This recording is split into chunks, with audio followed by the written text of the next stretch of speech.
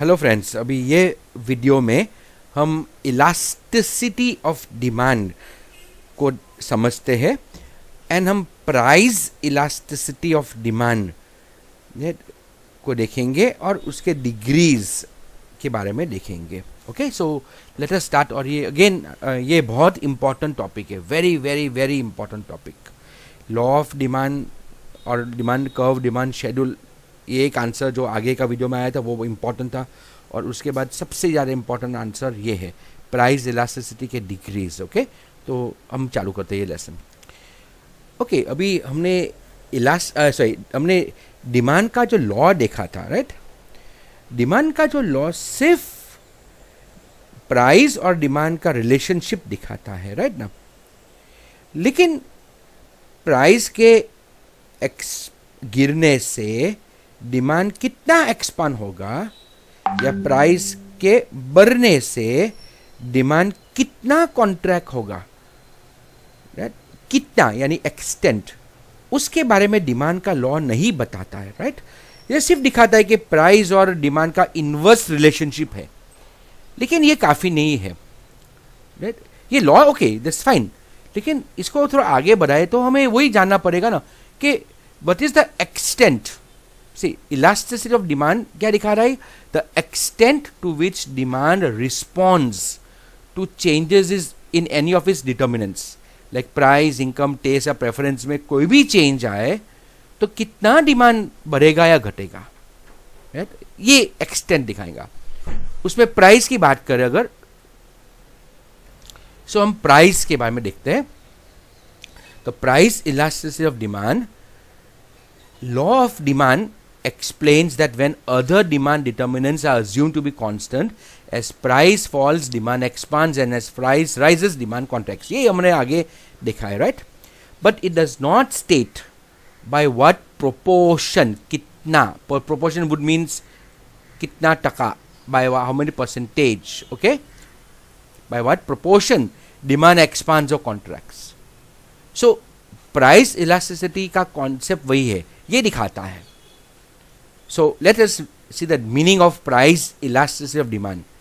Price elasticity of demand shows the proportion extent, मैंने क्या बोला था, that is also called the percentage, right, to which demand changes with a change in price. So इसका definition अगर देखें तो price, sorry, इसका formula अगर देखें, ये डेफिनेशन हो गया, right. Formula is price elasticity of demand is equal to the proportional change in demand upon the proportional change in price, right. ये उसका फॉर्मूला आपको याद रखने का है. Meaning, see, if a 1% fall in price of commodity X leads to 5% expansion of demand for commodity X, EP means price elasticity, right? Or elasticity due to price, elasticity of demand due to price. Okay, तो हम क्या बोलेंगे उसको? सिर्फ price elasticity of demand बोलेंगे. क्या बोलेंगे? Price elasticity of demand. यानी EP means price elasticity of demand. का फॉर्मूला क्या है? percentage change in demand upon percentage change in price. Demand में कितना चेंज आया था? 5% एक्सपांशन आया, यानी +5 हुआ ना. एंड प्राइस में कितना गिरावट आया? 1% फॉल, यानी -1 लेंगे. कौन सी, ये हमेशा ऑपोजिट होगा, एक प्लस एक माइनस, लेकिन हमें कोई फर्क नहीं पड़ेगा फाइनल आंसर में. फाइनल आंसर में हम मॉड्यूलस लेने वाले हैं. हमने ये मॉड्यूलस के फॉर्म में लिया. Modulus means a value without the price, without the sign. Okay, ये हमें मॉड्यूलस लिया, यानी ये प्लस माइनस नहीं, हमने सिर्फ दो लाइन ड्रॉ करी ऐसे और 5 लिखा. तो ये 5% या सॉरी ये 5 यहाँ पे इलास्टिसिटी है, यानी ओके 5 ग्रो हुआ. अभी ये जो है ना, इसमें ये प्योर नंबर है, बिकॉज यहाँ पे कोई यूनिट नहीं होगा, तो परसेंटेज, रुपी, किलोग्राम में नहीं दिखाएंगे, सिर्फ एक नंबर है. So let us define now price elasticity of demand. The definition is given by Marshall. Marshall आगे भी बहुत बार आ चुका है. तो according to Marshall, the degree of elasticity of demand depends upon the extent, देखो वर्ड क्या है, extent of the rise in demand because of a fall in price. यहां पे राइज की जगह क्या लिख सकते हैं, expansion of demand. And upon the extent of fall in demand, और we can say contraction of demand because of a rise in price. तो यहाँ पे राइज की जगह पर I can use the expansion of demand, and because fall की जगह I can use the contraction of demand because of rise in price. Degrees of demand जो degrees of price elasticity 5 है। We have perfectly elastic demand, price elasticity of demand would be infinity. Perfectly inelastic demand, where price elasticity of demand is 0. Unitary elastic demand, where price elasticity of demand is 1. Unitary means 1. Relatively elastic demand, where price elasticity of demand is greater than 1. And relatively inelastic demand, where price elasticity of demand is less than 1. हम ये पांचे पांच को वापस हम समझते हैं ये कैसा हो रहा है। Okay, so let us take first perfectly elastic अगर डिमांड हो, यानी वे price elasticity of demand is infinity, ये सिंबल इन्फिनिटी का है। ये कब होगा, see perfectly elastic means demand खींचेगा, इलास्टिक मीन्स खींचेगा, डिमांड बढ़ जाएगा। Perfectly means when there is an infinite change in demand. See कैसा है, infinite change in demand for any commodity because of a negligible change in price, which may be as low as 0. Price अगर 0 भी बढ़े, price का change 0 भी है या बहुत कम नेग्लिजिबल है, फिर भी डिमांड पागल की तरह शूट हो जाएगा, अप हो जाएगा, इनफाइनाइट चेंज आएगा। डिमांड थोड़ा बढ़ा, ऐसा प्राइस थोड़ा चेंज आया तो डिमांड बहुत चेंज आया, अप और डाउन, राइट। प्राइस कम हुआ तो डिमांड बहुत ज़्यादा बढ़ गया, प्राइस ज़्यादा हुआ तो डिमांड बहुत कम हो गया। तो for a very less change in price, देखो मैंने ये डेल्टा का मीनिंग है चेंज, रिमेंबर डेल्टा, ये ट्राइंगल है ना, उसको डेल्टा बोलते हैं, ग्रीक में उसका सिंबल है डेल्टा, और ये सिंबलाइज करेगा इन स्टैटिस्टिक्स, इन इकोनॉमिक्स चेंज। तो चेंज इन डिमांड हमने ए लिया, या वी कैन से थोड़ा बहुत चेंज हुआ, इनफाइनाइट चेंज यहाँ पे लिया। When there is an infinite change in demand for commodity because of negligible change in price, देखो डेल्टा पी मैंने 0 लिया है, तो such a demand is called perfectly elastic demand, and elasticity इसका infinite होगा। क्यों ऐसा होगा, तो you can see फॉर्मूला लगे तो price elasticity of demand is equal to proportional change in demand upon proportional change in price। यहाँ पे a/1 लिखा है, वो रॉन्ग निकाल दो। चेंज इन डिमांड कितना A, right, and change in price 0 है, तो a/0 लिया हमने, any number divide by 0 is infinity, so यहाँ पे इनफाइनाइट चेंज आया, राइट। तो थोड़ा बहुत प्राइस में चेंज आने से डिमांड में इनफाइनाइट चेंज आए तो उसको परफेक्टली इलास्टिक डिमांड बोलते हैं, राइट। बहुत ज़्यादा डिमांड खिंच जाएगा, इलास्टिक है। लेकिन रियलिटी में नहीं मिलता ना ऐसा चीज़, ऐसा थोड़ी होगा कि गोल्ड का कीमत 100 रुपया कम होगा तो लोग भाग जाएंगे गोल्ड लेने के लिए, ये होने वाला ही नहीं है ना। या शक्कर 2 रुपया कम हो गया तो लोग शक्कर का डिमांड बढ़ जाएगा, ऐसा नहीं होने वाला है ना। तो रियलिटी में ये होता नहीं है, ये सिर्फ एक थियोरी है।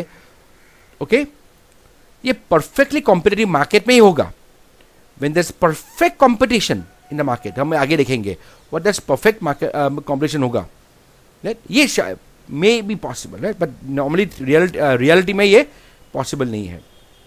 देखो ये डायग्राम अगर बनाए तो डिमांड, देखो प्राइस जो है और डिमांड की बात करें तो प्राइस में कोई चेंज नहीं, वही के वही स्टेबल है या बहुत नेग्लिजिबल चेंज है प्राइस में। लेकिन डिमांड देखो, डिमांड बहुत ज़्यादा बढ़ गया, राइट। तो ये ऐसा पैरेलल टू एक्स एक्सिस ये लाइन आएगा। परफेक्टली इलास्टिक डिमांड का लाइन कैसा होगा, parallel to X axis. Next होगा perfectly inelastic demand. In this case, price elasticity of demand will be 0. क्यों? When the price of commodity, say commodity A K, changes by any amount, अभी कोई भी amount में भाव बढ़ा दो, say 10%, 20%, 50%, 100%, कोई भी अमाउंट में चेंज हो, there is no change in demand, no change in demand। तो ये परफेक्टली इनइलास्टिक है, वो खींचता ही नहीं है, सी इन इलास्टिक मीन्स खींचने वाला, तो डिमांड खींच जाता है यानी चेंज हो जाता है. तो परफेक्टली इलास्टिक मीन्स वो एकदम इनफाइनाइट खींच जाएगा, बहुत ज़्यादा खींच जाएगा. एंड परफेक्टली इनइलास्टिक मीन्स वो खींचता ही नहीं है, यानी डिमांड में कोई चेंज नहीं आएगा. इट मीन्स डिमांड में कोई चेंज नहीं, यानी डिमांड का चेंज जीरो है. तो delta D is zero. And delta P change in price, कुछ भी अमाउंट ले लिया, एनी अमाउंट, एनी x% ले लिया हमने. ओके, तो proportional price elasticity of demand is proportional change in demand that is zero upon proportional change of price that is, यहाँ पे 10% अगर लिया सपोज, तो zero upon any number is zero only. यानी यहाँ पे 100 होता तो भी आंसर जीरो ही आता, यहाँ पे 1000 होता तो भी आंसर जीरो ही आता. राइट, यानी any change in price will not affect the demand. अब in this case the elasticity is always zero. Right, यहाँ पे जीरो ही आंसर आएगा. राइट, तो price elasticity is zero. Remember this. Okay, see where can this be seen perfectly inelastic demand. Essential items है ऐसे, जैसे नमक की बात करें. राइट, तो नमक आपको चाहिए ही चाहिए, मेडिसिन चाहिए. मेडिसिन का भाव 20% बढ़ गया तो आप दवा नहीं लेंगे क्या? कोई हार्ट का पेशेंट या डायबिटीज़ का पेशेंट है, डायबिटीज़ की दवा 10 रुपये की दवा है, वो अभी 15 रुपये का होगा, यानी 50% चेंज आया, तो क्या वो दवा नहीं लेने वाला है? It means any change in price, there is no change in demand. वही के वही डिमांड, तो वही फर्क पड़े, डिमांड को फर्क नहीं पड़ने वाला है. तो ये परफेक्टली इनइलास्टिक. यानी देखो डायग्राम कैसा होगा, प्राइस में कोई भी चेंज आए, देखो प्राइस में कोई भी चेंज आए, प्राइस बढ़ भी जाए, डिमांड वही के वही ऐसी, डिमांड एक ही जगह अटका हुआ है, डिमांड नहीं बढ़ रहा है. ओके, यानी ये लाइन जो है ना, it is parallel to Y axis. You see, ये वाई एक्सिस को पैरेलल लाइन होगा. वाइल परफेक्टली इलास्टिक डिमांड में the line is parallel to the X axis. Okay, अब हम देखते हैं unitary elastic demand. Unitary means वे price elasticity of demand is 1. When the percentage change in demand is proportionate means when say equal.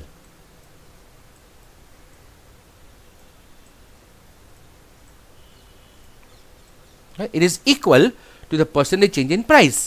Then it is called unitary elastic demand. Meaning, अगर price see equal and opposite ना याद रखना, equal and वो opposite, वो symbol आपका demand का law ही है ना, ऐसा है ना कि प्राइस और डिमांड आए इन्वर्सली प्रोपोर्शन, यानी इक्वल एंड ऑपोजिट डायरेक्शन में जाएंगे. In this case the price falls by 5%, तो डिमांड विल इंक्रीज बाय 5%. ना देखो, प्राइस का -5 हुआ तो डिमांड +5 हुआ. डिमांड का एक्सपांशन हुआ 5% का. मतलब ऐसी सिंबल हम परसेंटेज नहीं, सॉरी प्लस और माइनस साइन इग्नोर करेंगे, हमें सिर्फ यहाँ पे एक रेशो चाहिए ना. तो माइनस और प्लस का वैल्यू हम तो मॉड्यूलस में लाने वाले. तो प्राइस -5 हुआ यानी 5% कम हुआ, तो डिमांड +5 हुआ यानी 5% एक्सपांड हुआ. तो यहाँ पे यूनिटरी चेंज है, यूनिटरी मीन्स सेम आया ना आंसर. तो देखो again formula, proportional change in demand is +5, proportional change in price is -5, 5/5 1 हो गया, यानी मॉडुलस 1. मॉडुलस 1 मीन्स सिर्फ साइन इग्नोर करेंगे, यहाँ पे 1 आया answer.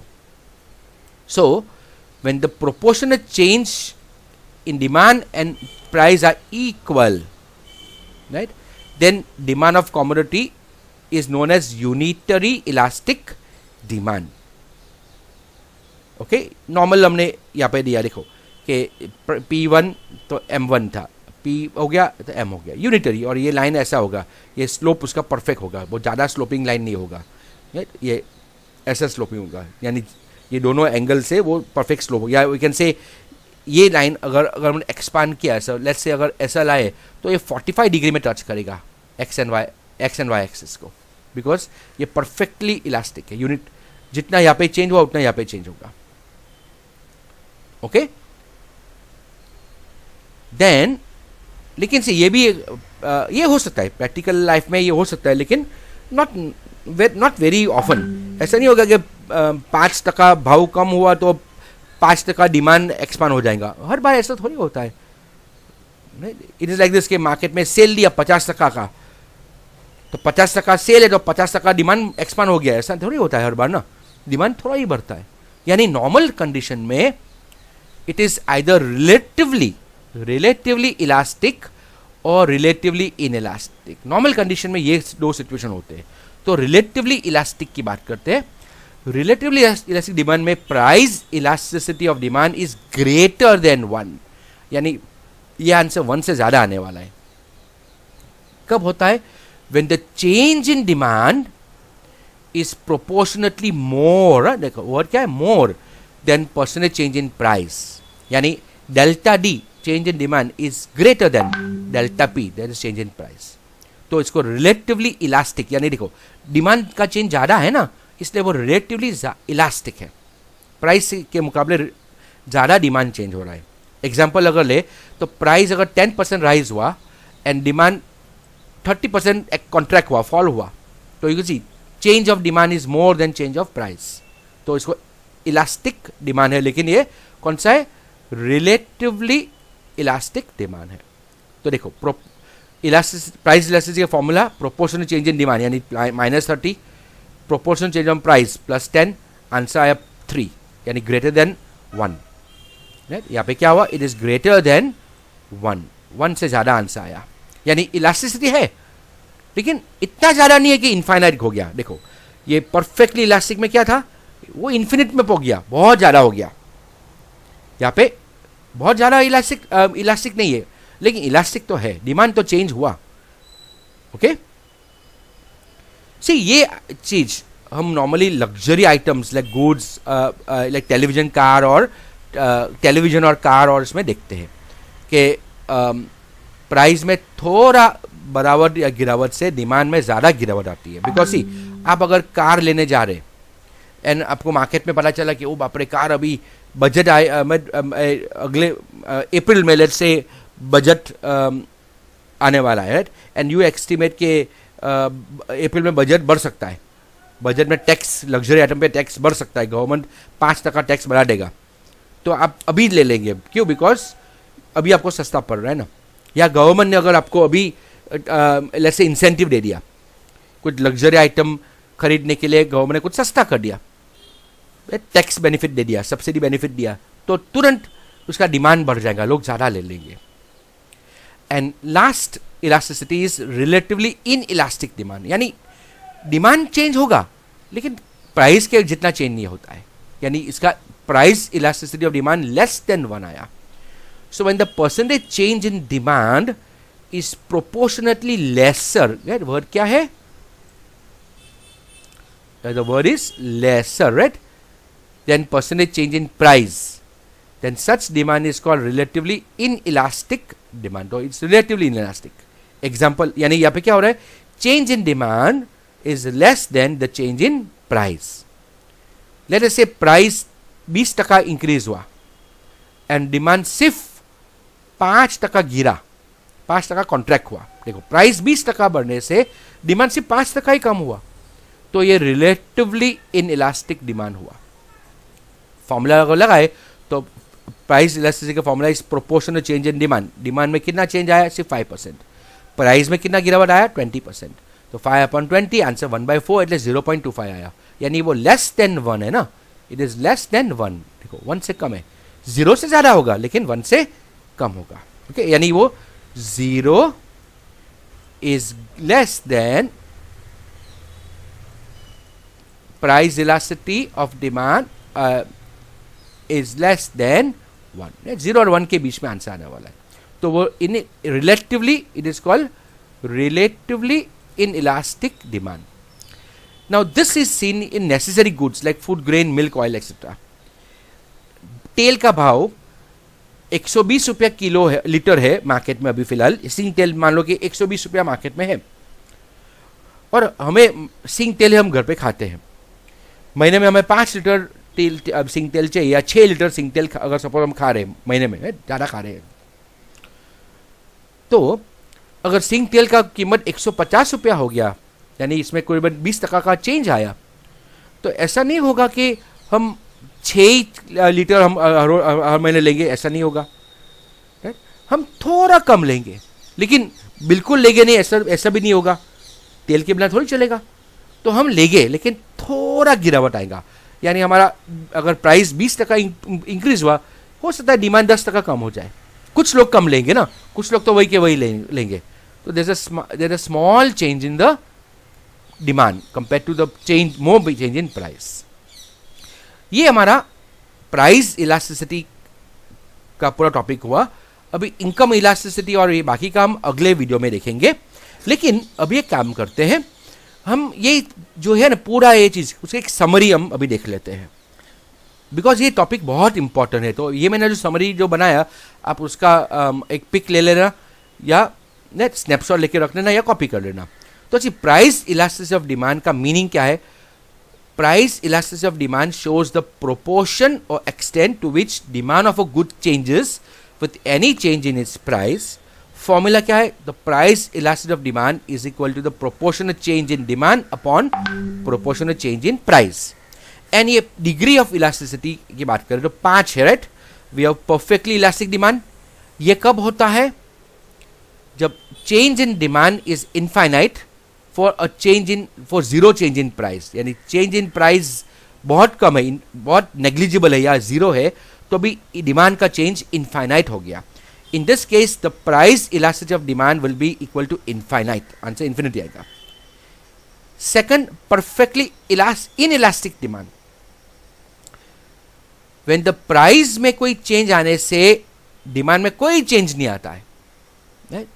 For what ever change in the price, there is no change in demand, the price elasticity of demand will be equal to 0. First case में the line is a parallel to x axis, right? Sorry, y axis. ये second case में parallel to, first case में it is parallel to the x axis, second case में parallel to y axis. Then unitary elastic demand में when the change of price and change of demand are equal, 5% increase of price will lead to 5% contraction of demand, तो answer 1 आता है, यानी elasticity of demand, price elasticity of demand is 1. Relatively elastic demand में for the change in demand will be more than the change in price. So if the change of price is 10%, the change in demand will be greater than 10, यानी 15-20%. तो in this case वो relatively elastic है, and the price elasticity of demand का answer 1 से बड़ा आने वाला है, ग्रेटर देन 1 होगा.